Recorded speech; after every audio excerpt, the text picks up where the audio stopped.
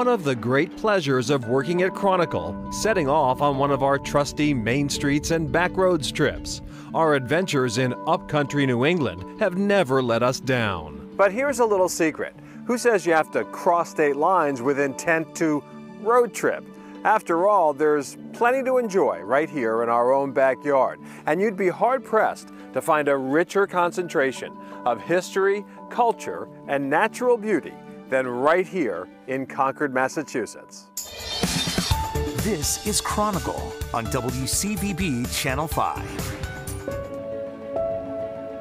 It has been a winter like no other. Concord's Revolutionary battle sites may be open, but the homes of literary giants Nathaniel Hawthorne and Ralph Waldo Emerson are dark. Things are rarely quiet, however, at the Orchard House. It never stops. We have been closed since March, and the parking lot fills up, and it is amazing to us that it never ends. Every single day, people are wanting to see this place. Jan Turnquist, executive director of the Orchard House, where Louisa May Alcott lived and wrote her enduring classic, Little Women. Today, a Valentine's greeting to Alcott fans in Japan. They come every year. They always come to Orchard House because they love Wakako-san Monogatari. That's Little Women.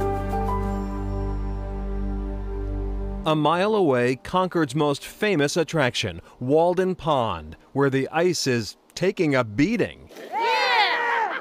Crush it! Yeah, it takes a little effort to get down to water sometimes. You know, we've got probably, what was that, 5 or 6 inches worth of ice.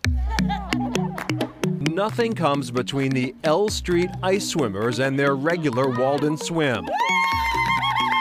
We do swim here year-round as frequently as we can. Sometimes it's once a month, sometimes it's every week. Today, Elaine Howley and her Duncan buddies have to content themselves with a quick plunge.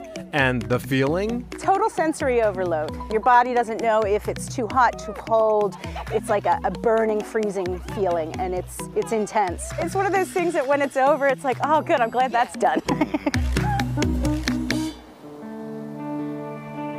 Walden Pond, arguably the crucible of the American conservation movement. To this day, land protection remains a cherished value here in Concord. But when 143 acres of pristine forest land along the Concord River came on the market last year, developers began circling. At one point in time, they were talking about 90 units, 90 homes built on this property.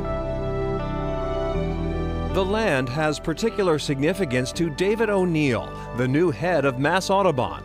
You see, over a century ago, this riverfront property was October Farm, owned by William Brewster, the very first president of Mass Audubon. In many ways, it's a centerpiece of the conservation movement of the 20th century. So this is a pretty phenomenal property.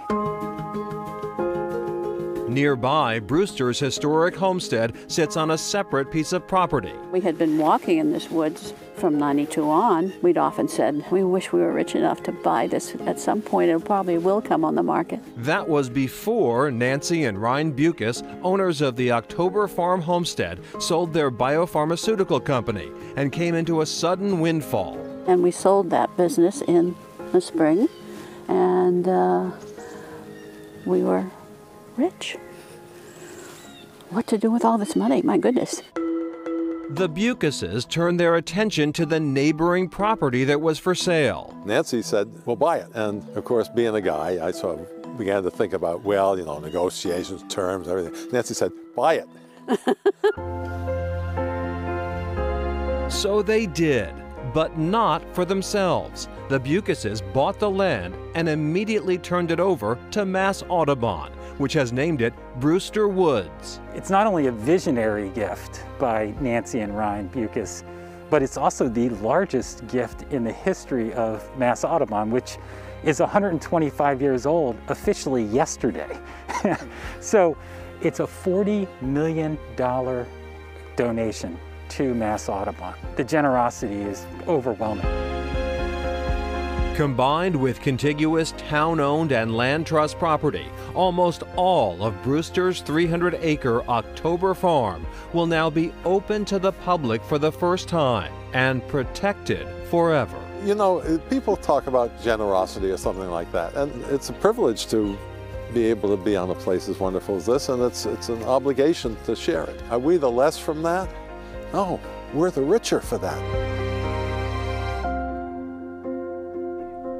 Now, despite the signage and the info on the group's website, Mass Audubon insists their new property is Brewster Woods, no apostrophe S. As for our Walden ice swimmers, they are all members of the Massachusetts Open Water Swimming Association, which typically does its winter swimming in Boston Harbor.